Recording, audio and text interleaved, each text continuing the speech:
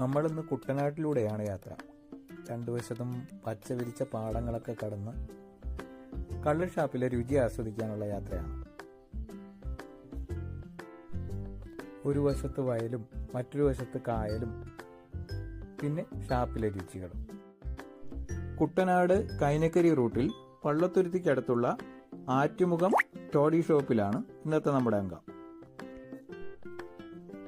ഞണ്ട് റോസ്റ്റ്, കപ്പ, palappam, beef fry, ആവോലി, ചൂരക്കറി, കാച്ചില്,